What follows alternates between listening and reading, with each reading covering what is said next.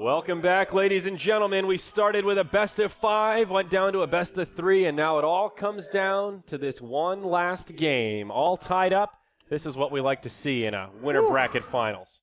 I'm enjoying myself. I hope the viewers Hopefully are as not well. too much, but it's been quite good. It's been great Dota today. I just had to settle down. I probably shouldn't be drinking more Red Bull because this is just like bringing the energy up even more. I don't need the Red Bull to bring the energy here. No, these games have been really high. Yeah. Both teams playing at their absolute max. Obviously, a lot on the line here. Really want to fight to make it to the summit.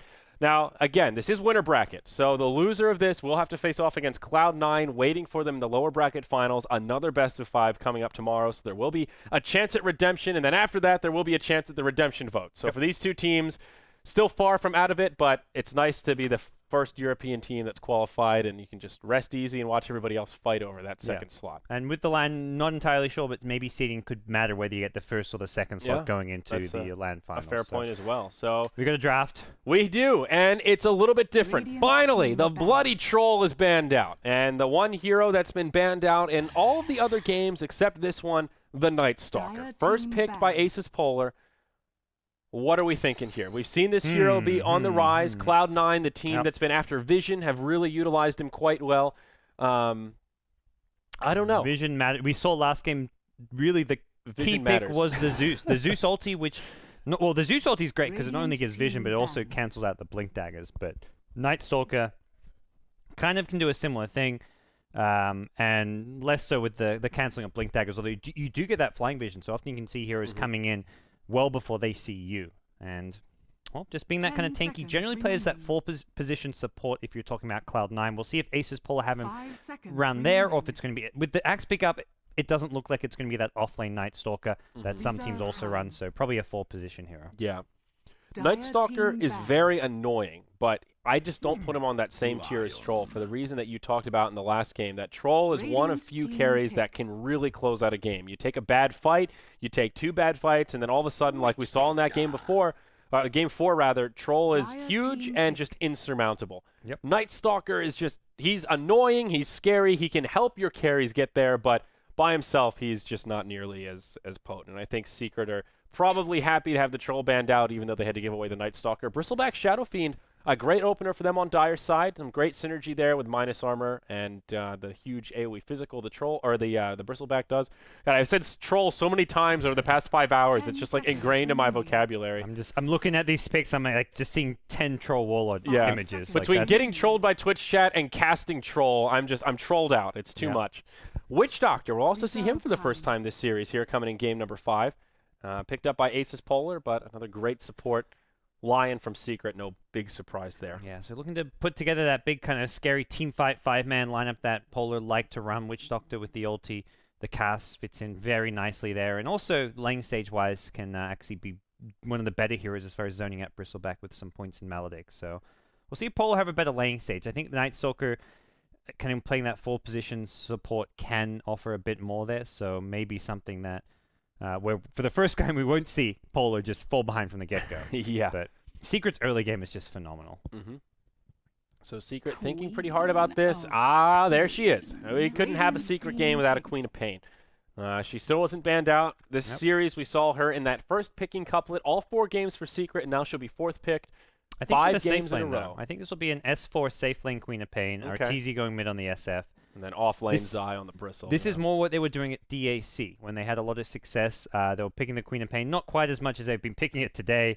Is this 5 games of Queen of Pain or 4? This is game 5. She's been in every single one. So she's the neutral Warlord, although not winning every game. Yeah, Secret's been picking it 5 games in a row. But I think safe lane, good against the Axe as far as zoning him out. I'm going to force Sidoi to probably rotate to the jungle very early on. And Night Stalker often kind of looks to support that offlane just with his tankiness, contest those top runes. And that's another hero that can kind of be dealt with somewhat by the Shadow Striker Queen of Pain. Can go both ways, though, because both Axe and Night Stalker have ways of... when you get a blink, you can lock Queen of Pain in place. You get the Night Stalker with the silence early on, so they do have ways of killing off the Queen of Pain. But laning-wise, I mean, this is partly why Secret, game after game, are getting that big edge in the laning stage, because Queen of Pain is a laning stage dominator. So what do Asus Polar take here, gods? Let's see. They need a support, and they'll need their other core. I think they have this. I think Witch Doctor and Night Stalker, they're two support. You think Night Stalker is definitely on the 4 here? Like fairly, like leaning like 75-80%. I mean, they could always do like a safe lane axe with a Night Stalker in the off lane. Yeah. They could do the safe lane Night Stalker. I don't think they will. I've only seen a couple of teams do that. I know Loda's done it a few times, but it's very risky. If it backfires at all, if he loses that momentum, it's not so hot. Do they go for a Jug? Get like a Magnus Jug last 2 picks. You can do like the Magnus again for G and have a Jug as your safe lane farm. I think Jug's a pretty good pick here.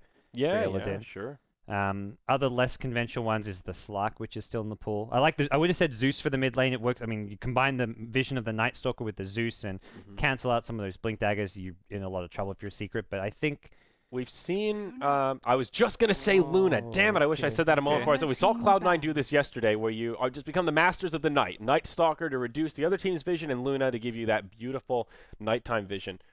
It's good on paper. I think that idea is really strong, but Luna has trouble closing out games, I think. Great carry once she gets 6 slotted, but she's got one of those power curves kind of like Zeus, where she's amazing early on with the burst damage, kind of falls off a little bit in the mid-game, then comes surging back once those glaives are trucking through your base. Yep. But she may struggle a little bit. Very squishy hero in the mid-game, and I don't know. What do you think here? I think it's okay. I don't think it's solid. Yeah, I think it could have been the Juggernaut's the only real other option that stands out to me that could have worked. It seems to be the generally more safer pick that most teams are going for, but Asus Polar obviously have something a bit different in mind with the Luna.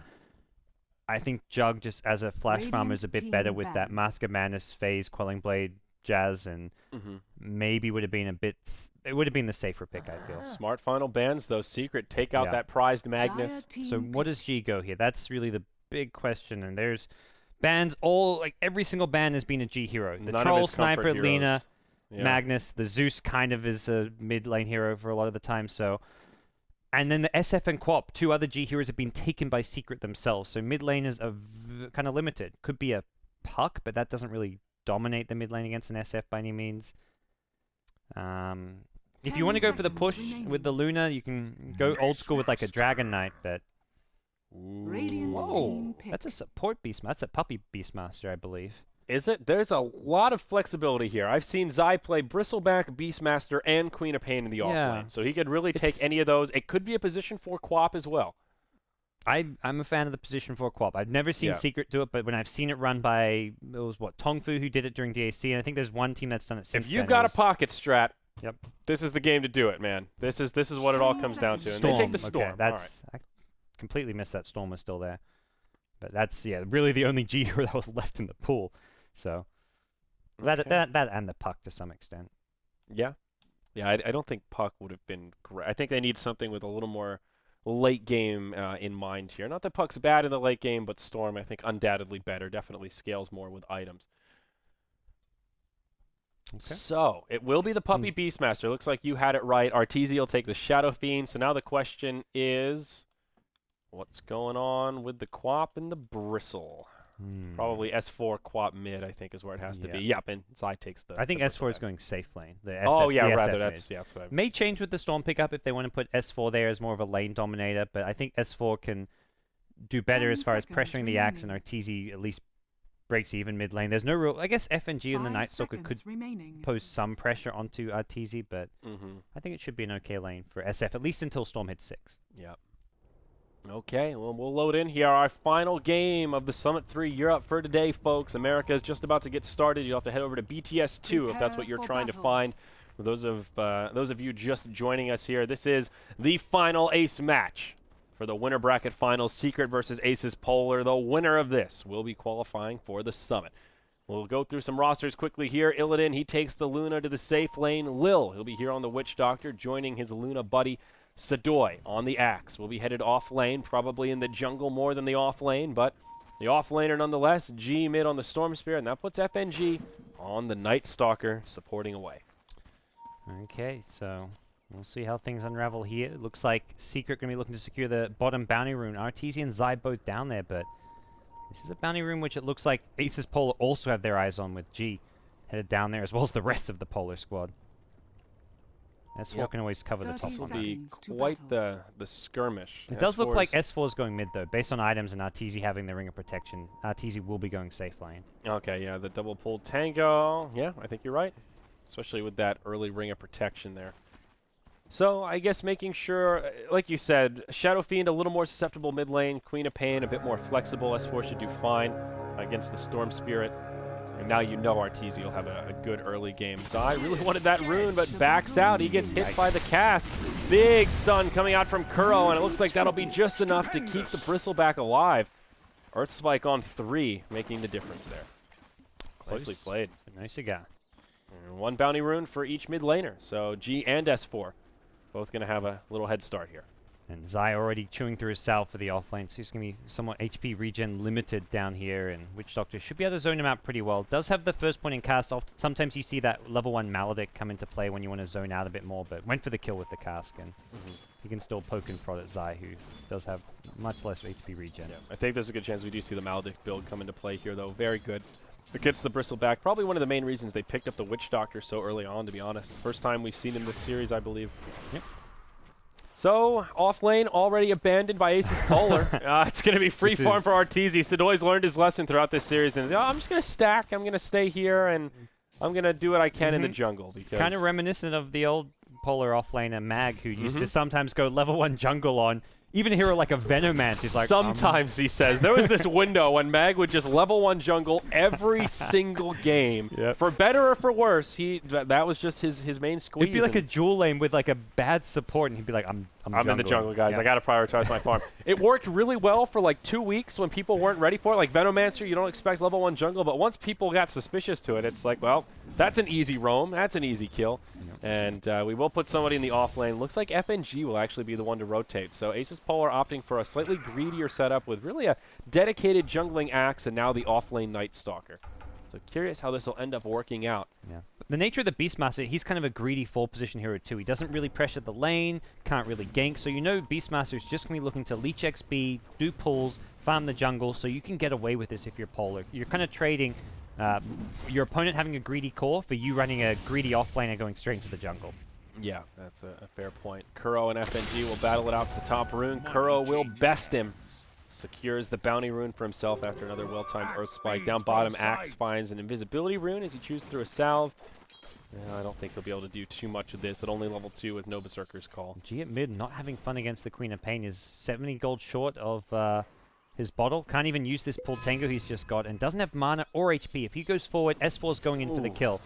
This is where I think G got the bounty rune, was it? Yeah, he did. Okay. S4 and G both got that initial bounty rune. Even so, it's just a slightly fast. FNG is in this mid lane just to secure G's bottle. This was like, he was near mid lane after getting the rune, and G's like, come and help me farm my bottle, because without it, S4 just crushes this mid lane. Yeah. And it looks like that little rotation is enough to keep things leveled out. S4 does some bottle crawling himself, sends that slow-ass courier back with his empty bottle. Oh, man. It's just painful to see how slow these couriers are with those empty bottles. I like the change, but just feel for the couriers. Well, G's going to be doing the same thing, I imagine. Oh, S4 does see the courier, but hits 3 minutes, an immediate upgrade. There you go. G can't really bottle up, though, during the Shadow Strike. At least he won't get the full HP mana regen out of it, so pesky stuff. Yes, sir. So both safe laners farming on point with each other. Illidan as well as Arteezy, about what you would expect, basically uncontested. Zai not able to do much to slow down the farm of the Luna. They will dive him here. Zai's been able to pick up a couple of last hits, probably just trying to zone him as far away from these creeps as possible. Looks like 3 range creeps. A big push into the tower will get Zai very close to level 4 and even allow him to do some harassment onto Illidan as he retreats and takes a tower shot. Turning out pretty well for the Bristleback, all things considered. Finds a few stray last hits there under the tower. You compare him to someone like the Axe, who's doing okay in the jungle, but not really farming too quickly. And nor is this Night Stalker, who's kind of been ping-ponging back and forth between top and mid. Yeah, Sadoy's still working towards those Tranquil Boots. It's like FNG will do de-hawking here near the top rune here, but he's not going to be able to go in for the rune with the Kurobora. And Kuro actually going in on him. He has got, it does hit nighttime, so he gets a bit of a movement speed burst, but the Queen of Pain rotation. There you go. First blood, S4. The power of the boar. That slow, so easy to underestimate, but even at level 2, the poison does it 20% slow. Sets that whole thing up and makes it possible. S4 already dominating that mid lane, but now with a haste rune, his signature rune, of course, and a first blood. pretty much everything the Son of Magnus could ever want. Top lane. Rotating multiple TPs here. The Impale actually doesn't land on the TPing in Night Stalker there. That's unfortunate. It was the delayed TP, so it's mistimed it there. And another Hawk goes down, so Night Stalker finding these for the most part and just taking out some of that vision of Puppey. A little extra bounty going his way. Certainly doesn't hurt. Puppey's getting some decent jungle farm, though. He's bottom of the net worth as far as the Dire team goes, but he's out farming both Radiant supports and getting close to that level 4. So it feels like, I mean, as per usual, Secret get the farm distribution much more evenly between their lineup, and then the Radiant side kind of prioritize 1 or 2 core heroes, being G as well as Illidan, while Sidoi plays that more kind of initiator type role with a lot less farm. Zai trying to press forward in the bottom, but will get zoned out as Lil comes back to the lane and just gives him the little poke. Witch Doctor doing the pretty standard build here, not trying to counter the Bristleback with the Maledict, just going level 2 cast, and here's your Voodoo Restoration at level 1. He'll need to use it as well. Choose through a salve as Zai does a surprising amount of damage, but no death occurs. So Ring of Aquilon Artesia at top. Looks like he wants to be able to pressure this tier 1 tower as much as possible, since the Axe is just going to ditch the offlane. And on bottom, Zai finding himself in a world of hurt. Nice rotation from FNG.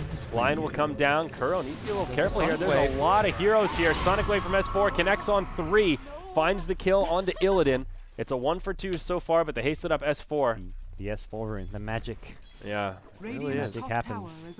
He can blink into 4 heroes, get a kill, and get out with it. What a Sonic Wave. I guess the Lion was bait there to make sure they all stick around.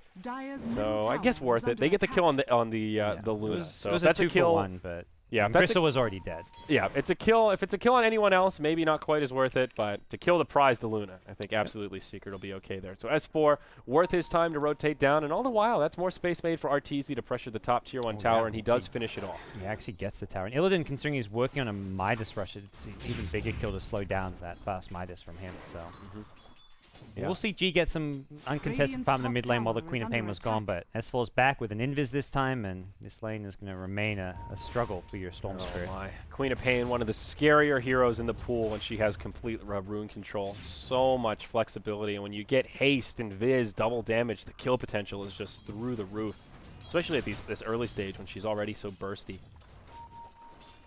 Okay, let's glance at the graphs here, see what things are saying. Secret, 2,500 gold, 500 XP. Secret. Yeah, like you said, I feel like at this window in every game, that's about what the graph looks like. At the same time, considering this has been the last 4 games, I don't look at this and be like, oh, Secret in the lead. I feel like this is just generally the Aces polar. Wait till Sidoi gets Blink Dagger. But I would say one key difference here is the Luna being a little more momentum-based of a carry. Illidan's getting shut down a little bit more in this game than he has before, and going for that Midas first may open up this window for Secret to get pretty aggressive. What build does Arteezy look at here? Still haven't seen it yet. If it's the Yules, that kind of hits that best of both worlds where he can farm and also fight, while Luna is still just going to be desperately looking for spaces to hide and kill neutrals. Yeah, the Yule's Blink seems pretty solid this game. Maybe considers the mech as a possibility if he wants to group up more with his team, but that generally hasn't been Secret's playstyle. They're looking to farm the map and spread the wealth a lot more and just find pickoffs where they can, rather than take the 5v5 engagements. Zai, only level 4, not getting too much space in this bottom lane, has 7 last hits, and now the wraparound begins. Moonbeam to get things started. Oh, the cast, it'll bounce into the creep wave. How unfortunate for Lil. Zai just moves into the trees, turns his back. There's an Eclipse here. And he doesn't go for it, though. Gonna try to TP home, but Sidoi gets body blocked. Oh my, Kuro comes in with a stun as well. Is he trying to bait this out? That was a 4-second TP because he TP'd to the T1 tower. That was a big mistake from Zai, but it didn't get punished.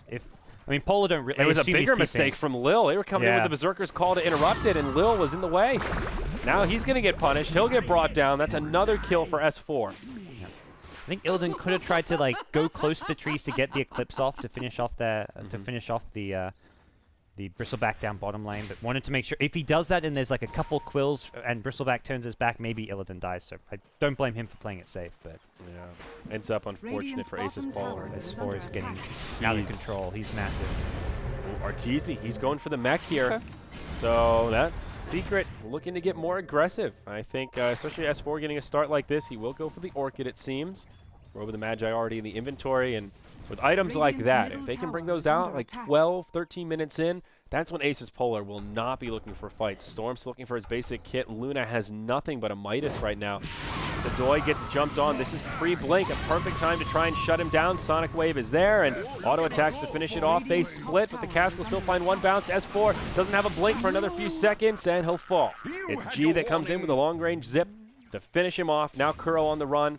He may make it out. FNG pops the darkness, but just not fast enough on those brown boots. Yeah, the Trinkle's too. Lion gets a bit of movement speed burst and will get out. So G finds his first kill and first bit of involvement in the game. I like his play. He's mostly just farming the couple jungle camps he can, farming the mid lane, and will rotate only when he's kind of guaranteed a kill where his teammates basically baited out. So he sees a teammate get ganked out, and then he's like, okay, they overcommit for that. I can punish them with the ball lightning, as he just did. That's basically going to be G's play for the next kind of 5-10 minutes with his slow start.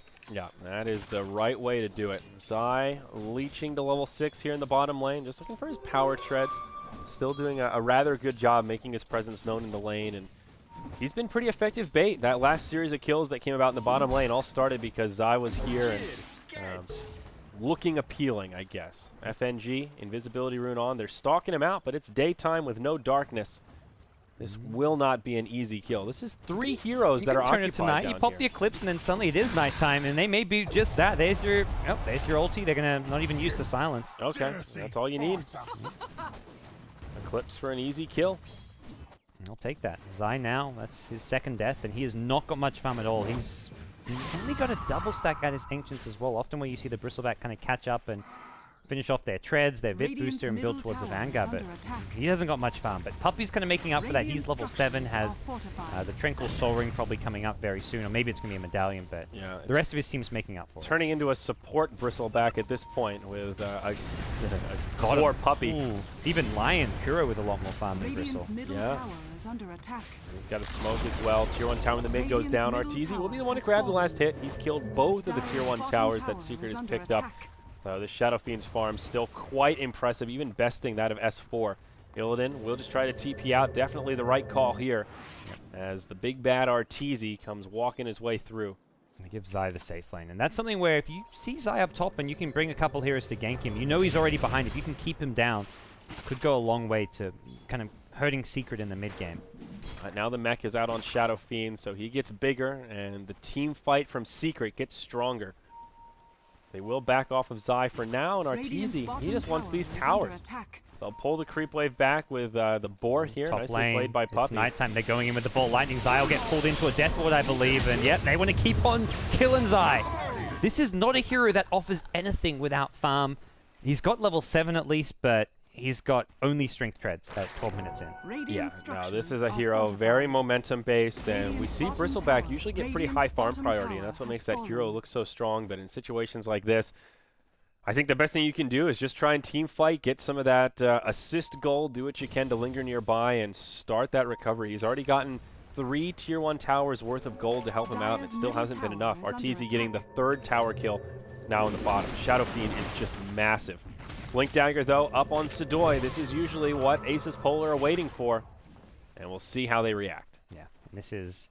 It's the Axe... I mean, the one game he kind of struggled was when it was on that Centaur. The Axe again for Sadoy. This is just 0-1 and 0, yet to get involved in anything, but that's going to quickly change, and this is not a very big... This is the smallest gold lead we've seen Secret have at 13 to 15 minutes in the game. Just the 2,000 gold lead because of how much Zai's been shut down. Yeah, S4 and Arteezy are farming and top of the net worth, but... The smoke gets broken. Illidan with nowhere to go. They'll find him. Primal Roar deployed. S4 silenced, but they'll still get the kill. Shadow Fiend finds it with the Requiem. Cask bouncing around. Will hurt the Dire, but it's just not enough. 2 cores fall. Axe and Luna in the grave. Great smoke rotation from Secret, and maybe just a little bit lucky that Asus Polar happened to be in that awkward position with Luna trying to farm this camp and having absolutely no exit plan. They had no way to protect the Luna there. Once they get that initiation roar, as long as Secret aren't grouped up, the only way Polar could stand a chance is if they hit like a 3-4 hero core. Then Secret just weren't grouped up for that, so Secret will get a tower off. They didn't even have mana or need the mech from Arteezy. That was just a straight up easy couple of kills, an easy tier 2 tower. They can fall back and even consider Roshan at some point. That's another place where Zai can offer some help to his team despite how underfarmed he is, just by using the goo to help bring down the road. I think they do want to prioritize some ancient stacks, though. That is another way this Bristol can recover to find at least a basic kit. I mean, he can go back and get items like Halberd, great utility there, even just an S and Y to start the recovery. Vanguard may be his first choice, though, just so that he can find a baseline of HP and damage mitigation. Could be an okay game for the Crimson Guard as well. A lot of right-clicking and physical damage to come out, and I think a worthy pickup if that's what he wants to go for. Does Crimson Guard work against Death Ward? It absolutely should. I'm almost positive it does, but don't see it very often. I think it does. Does it not? Is this one of the ones that is... there are a few exceptions. It's a special exception, maybe. Yeah, there are a few exceptions that are physical but still pierce through. And Death Ward is one I'm not sure about. On my laptop, I have like this link save which like keeps track of all this stuff, but I don't know. I haven't memorized it. I mean, that one's pretty obscure. Honestly, you don't really see it come. Even if you have a Crimson Guard on the other team against him, it's just not that often you see a Death Ward into a Crimson. Arteezy looking to just tank straight up, picks up an ulti orb, so either Skadi or a Mantis Star going to be his first time. Probably the Skadi since he didn't go for the value Yasha. Just wants the stats, the survivability. Yep. Now Secret moving to the Roche Pit. We'll take a look at Radiant Vision here. It is nighttime, but hey, they're not afraid here. They've got Hawks on the dire side, and they will see the movement in. Exactly right. The Hawk is what tips the scales. Roche at about 50%. Asus Polar do have some really good vision here. They see all of Secret. They've got a lot of wards down. They even put down a sentry to further their vision really control. Good, Roche getting very low, down below 10%. They'll initiate onto Puppey. Who's going to get the Aegis? It's the Shadow Fiend. Zai goes down first, but a huge sonic wave from S4. Arteezy may fall. No, he's still alive. It's a 1-for-1. A lot of Asus Polar heroes trying to limp away. S4 in hot pursuit. Will have another blink for FNG. And this Night Stalker may well fall. A few more auto attacks will do it. Can S4 find it? Another blink. There's your urn. Maybe. Okay, he's not going to get it. That's a bounty rune. Okay. Night Stalker walks out. So 1-for-1. They only kill the Axe, but of course Secret get the Aegis of the Immortal. Secret just set that fight up.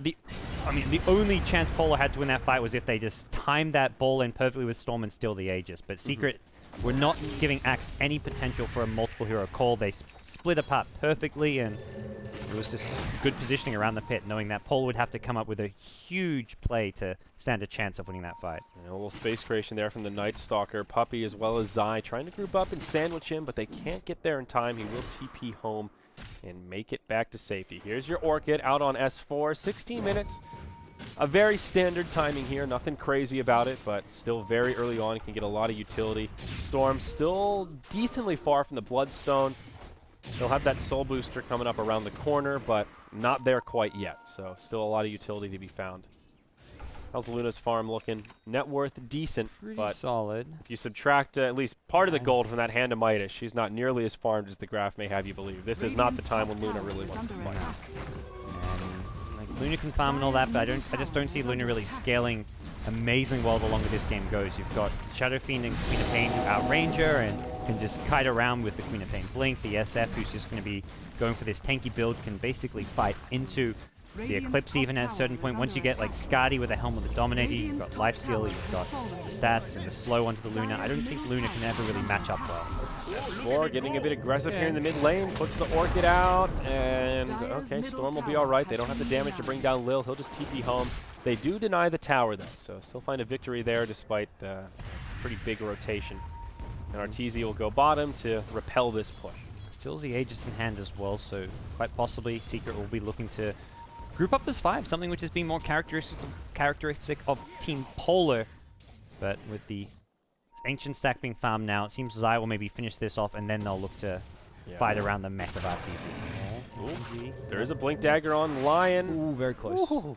As he shows us there, nearly finds the interrupt. Found a nice little cubby.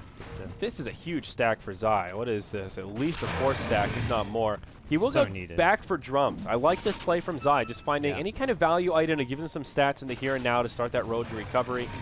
Very smart. An item you only get when you're kind of in desperation state, which basically is this. I say this qualifies as desperation state. Absolutely.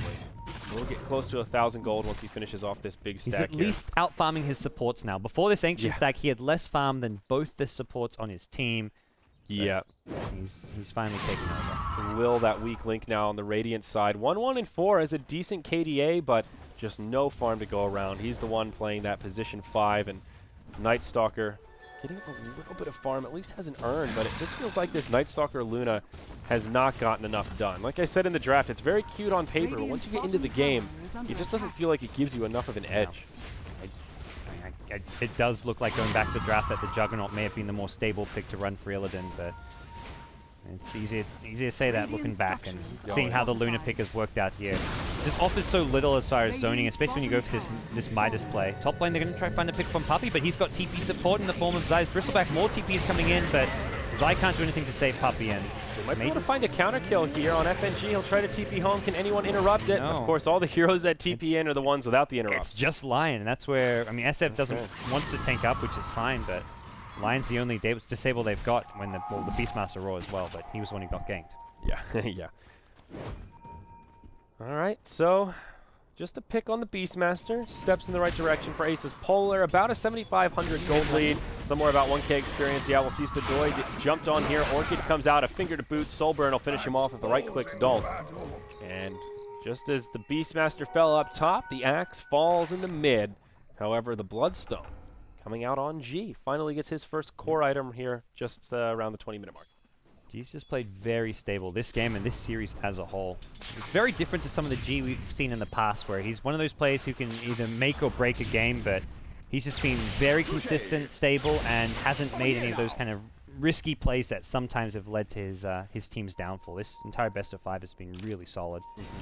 Yeah, he just will expire, so Secret get a bit out of that more than anything, just deny it from the Asus Polar. All the outer towers are down, so they got something done. They've only lost one of their own, the tier 1 in mid, and it was denied. That's a big part of why they have such a big lead right now. And just used it to create space for Zai to catch up on his farm. Like, Arteezy would farm in these risky positions. He'd push down tier 2 towers with just S4 by his side, and then Zai's farming the Ancient Stacks, farming the jungle, farming the dire side of the map where there aren't any Asus Polar heroes. Right. S4, 2,600 gold. Maybe a BKB up next for him. He seems to prioritize the BKB pretty early on. I feel like all of the games we've seen in this series, both teams have needed BKBs on their cores, so it definitely makes sense. But this is another game that I think it's pretty worth it. Seeing, even heroes like your Trolls and your your Trolls like get BKBs before their Skadis and stuff this series. Just going for the much more kind of safer and stable play.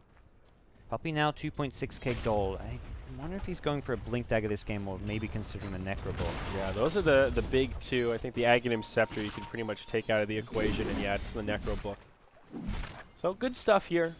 Gives you that zoo-type strategy where you just have a lot of units that you can kind of zerg down towers with. And you get that utility in the Mana Burn. Pretty good against Storm. Most of these heroes, actually, the Mana Burn does make a big difference. So standard stuff, but good nonetheless. Now the BKB comes out on Luna. That's her first item after Midas. BKB. So now she can survive a little bit. They got the burst for this. You betcha. No support inside, and that's a top net worth hero going down. Yeah, they needed that. Luna gets the kill, no less. So that does help things get leveled out here. About 1,500 net worth trade here for Asus Polar. And they will get this tier 1 tower. As a follow-up, it looks like Glyph won't even be used by Secret. They'll just let her go down. Just not really reading the map. I guess he thought Polar were maybe farming, defending their high ground or somewhere on their side of the map. Their wards are very aggressive right now. They've got one on the plateau, one in the middle of the jungle. Should have maybe, that seems like a kill that could have potentially been avoided, but it's been a long 5-game series. These teams are going to be starting to feel some exhaustion at this point. Yeah. It's getting there. That's one of the things about those best of 5 series is it also brings in that fatigue factor. Which team has more endurance and is more better trained for playing massive amounts of high-level Dota in one day. Whichever team happens to lose this has another best of 5 awaiting them tomorrow. Yeah, that's there. There's your lower bracket disadvantage right there. You get back-to-back long series. Zai very close to his BKB. These Ancient Stacks have just completely turned his game around. He's now nipping at the heels of this Storm Spirit in terms of raw net worth, behind by only about 1K.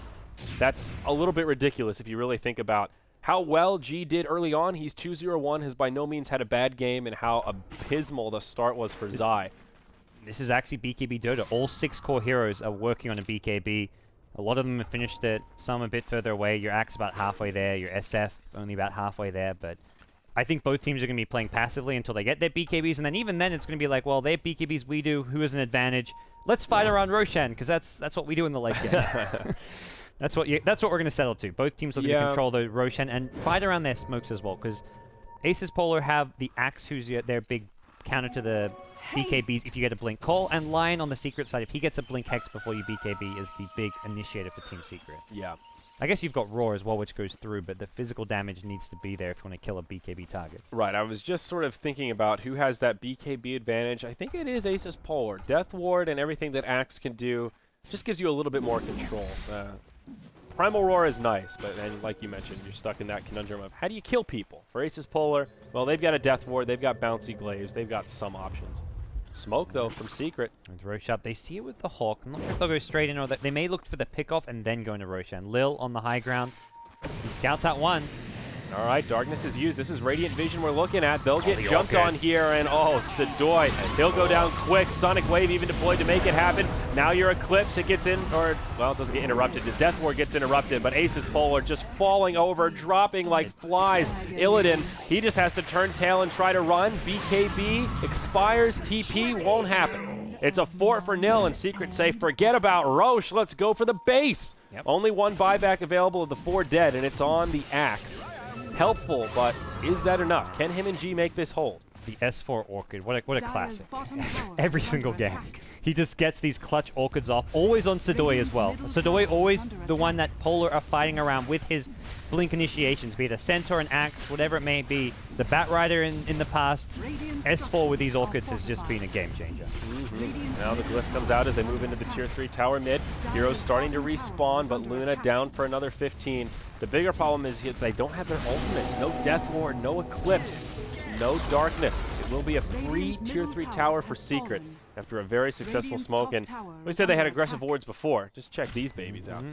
This is looking good. And they can use this to keep track of the Polar movement around the map and try and take Roshan for themselves. They still have 2 smokes left. It feels like Secret just used multiple smokes in quick succession. They used none in the early game. That's something which can really give them a strong mid to late game, which they kind of lacked the last few games. So getting these Roshans, they have smokes at their disposal.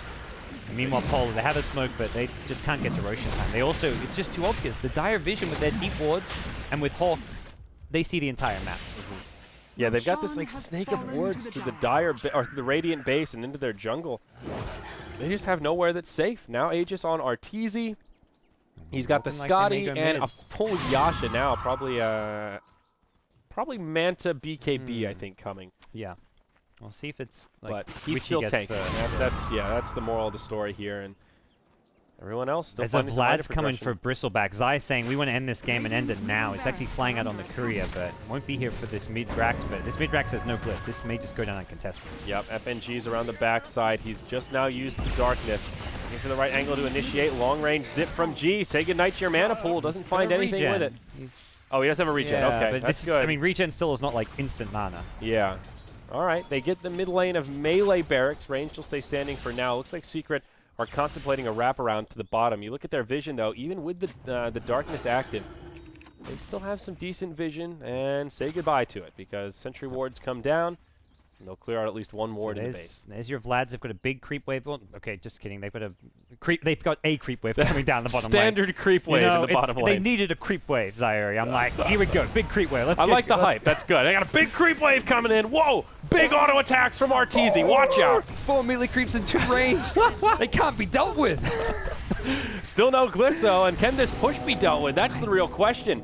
No Darkness, but at least they have the Eclipse now as well as the Death Ward. Secret have all of their ultis available, just slow sieging. Look at this split, though. They're all spread about. No easy target. S4 BKBs right away as G zips in. Now say goodbye to your mana pool. He's forced to walk back to the well. That did very little to delay the push. Tower's down. If they want to hold barracks, they've got to go in soon. There's some creeps down. Illidan really doesn't want to ult here if he can get around it, but they have to do something. 2 lanes of barracks is absolutely crippling. Lil with the ultimate out and brings down S4. Now Illidan presses out of the base. It'll do a lot with this Eclipse. Finds the kill on G. That's Arteezy that does. He'll go down. Zai, he may be weak, but he's strong enough to survive against 4. Requiem from Arteezy as he comes back up. Zai still alive. Made the space Arteezy needed. Now he's hurling snowballs. Illidan, he's slowed down. He'll try to limp back to the well. Slam dunk comes out onto the Bristleback, but still a pretty good fight for Secret. They'll try to mitigate their losses as they leave. Back. They're going to get the hell out. Oh, Kuro, he's going to be punished. The long range zip in. He's out of mana. No! Stick charges. No okay. Secret. Okay, they don't pursue. Wow. Okay, so it's a hold for Asus. They keep their barracks, but just barely. A tier 3 tower. They lost their range racks mid. And this range rack's bottom is close to that. I guess you've still got the melee. It still feels like Secret in a really strong position. They may be slightly I use air quotes when I say hold. They didn't have to use any Yeah. buybacks. That's one really good thing for Asus Polar there. They get a 2,400 net worth gain out of that. That's good news. Aegis of the Immortal is now expired, so they got through the hard part. But I would definitely argue that Secret did some pretty crippling damage there. Is now FNG having some sort of a connection issue. So what we're going to do is cut back to our pretty faces here. It's a big game, Parker, not accusing anyone of anything, but we're not going to give them the opportunity if they were so inclined. So, Who knows where the wards are? Hello, friends. Who knows? I don't know. Where are they? You're never going to know. So hopefully he can get back in here. This is a big game. This is not a time where we want to have to force a 5v4 resume, but oh boy. Hopefully it's just something. Hopefully a cat just tripped over the Ethernet cable and it's just a simple plug her back in. Yeah, for Polar, the big scary thing this game is the comeback potential is just not as prominent as some of the other games they've won when they were down by last game at 15k gold. They haven't got. They've got a Luna who's good in the late game, but I feel against the SF, the Queen of Pain will be dealt with. You've got Raw to go through the BKB. Bristleback going to become a late game scary force. You've got BKB Vlad, so chat's just nothing but wows. LD has infected the Twitch chat. Oh man, that wow, the wow creep wave. Yeah. Oh yeah, the wow. The double range creep. Wow, that's insane, dude. I don't know how they do it. I don't know where it comes from. They held it. I mean, they didn't lose racks to it. That's true. Impressive stuff. It's craziness. So Aghanim Scepter, who's got it on the way? Is that I thought I saw Night Stalker has 500 gold short. Then you'll have it. Just about has the point booster. That's nice. FNG will have some nighttime vision. What do you think about this nighttime vision strat? Obviously, vision is really important. We've talked about the Hawk. We've talked about Zeus. They're tried and true. But this Night Stalker Luna, like I said, we saw Cloud9 do it the other day, and I don't think it worked in that particular game either. It was a best-of-3 series, and I believe they lost that match. What do you think? Does it have merit? Is it a little too gimmicky? Is Luna just too weak in this meta? I think it's a way to make Luna. It's like Luna suddenly becomes slightly more viable as a carry because you can see ganks coming your way when you can farm in more aggressive places during nighttime. So it's one way where Luna as a hero can maybe keep up in farm, but you compare it to like maybe a Juggernaut or something who can just do that whether it's day or night because he's got so many escape tools. He's so tanky with an SMY Skadi. You get a Manta style if you need to get out of the Orchid of S4.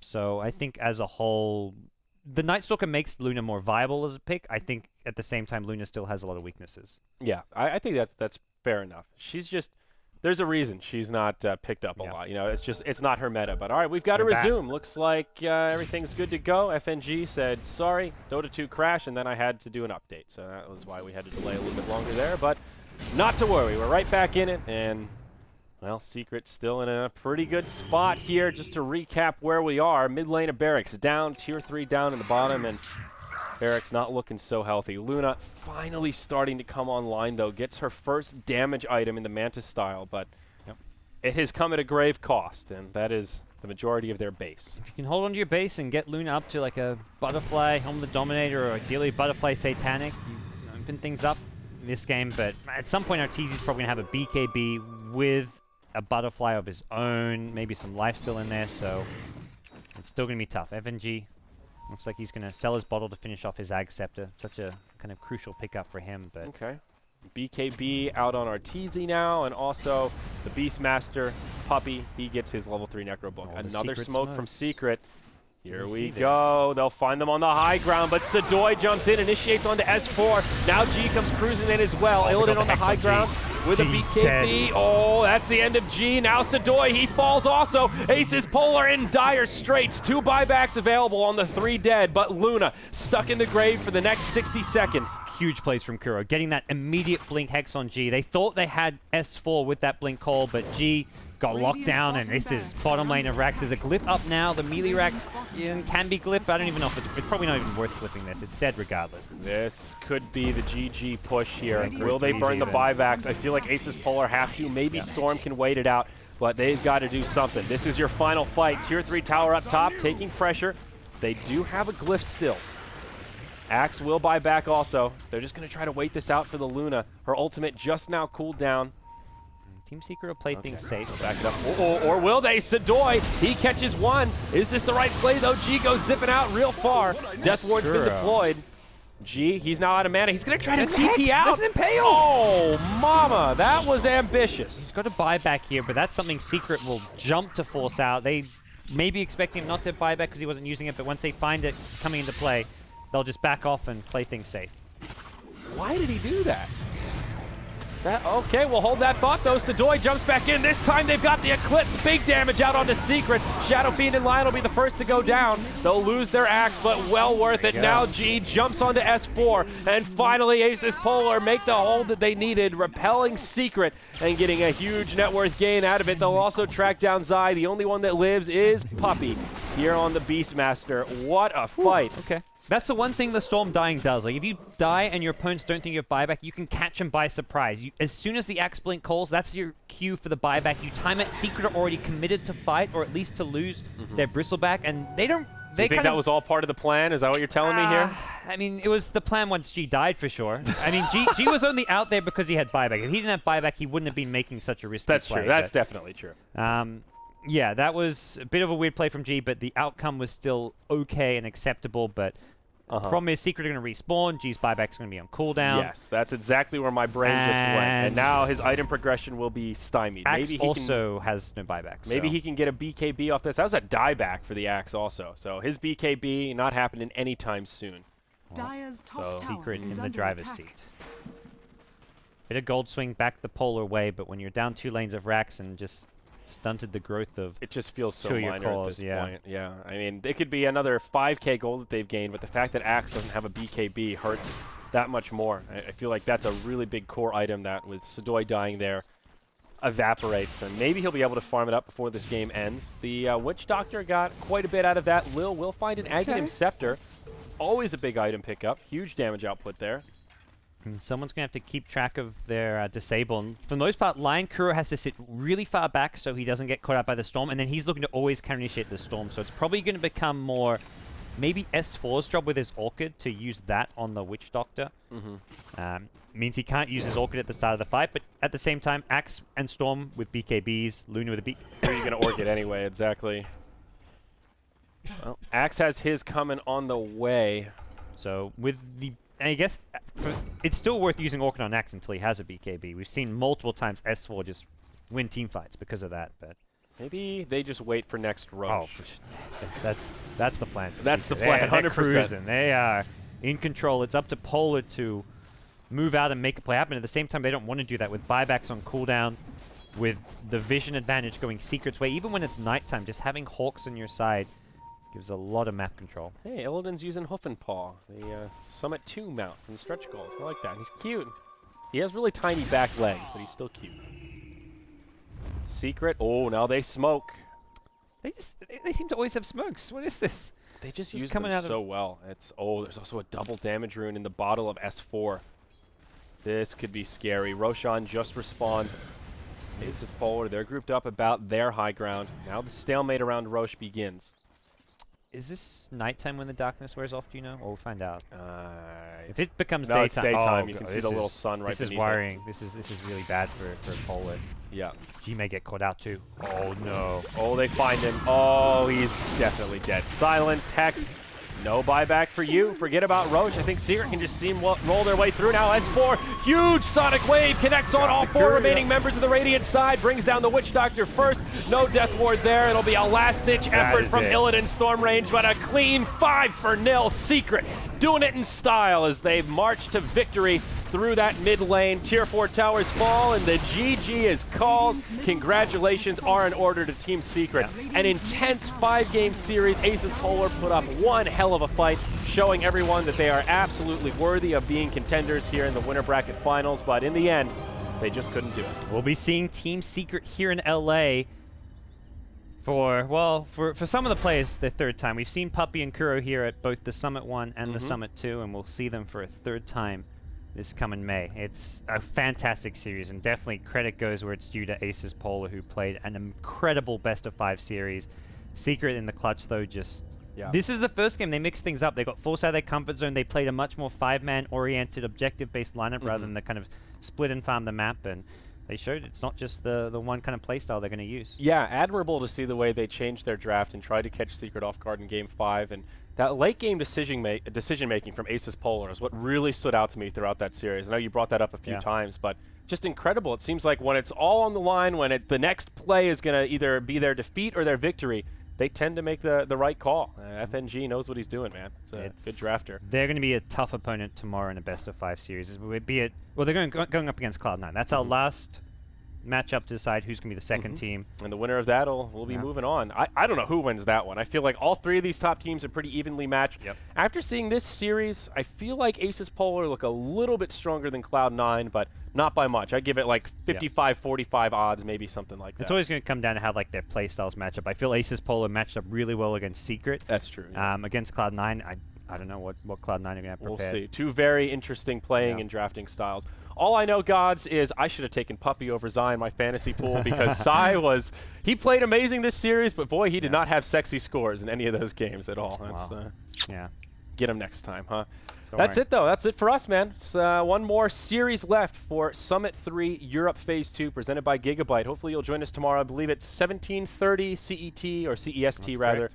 Is the posted start time. So a whole nother best of 5. Who's casting that? Is it you and it's Dakota and LDZ. Oh, okay, sweet. So we're on America tomorrow. Should be fun.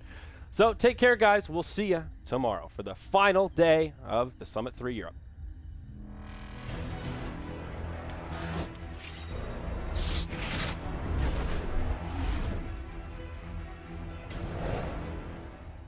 I was actually one of the first people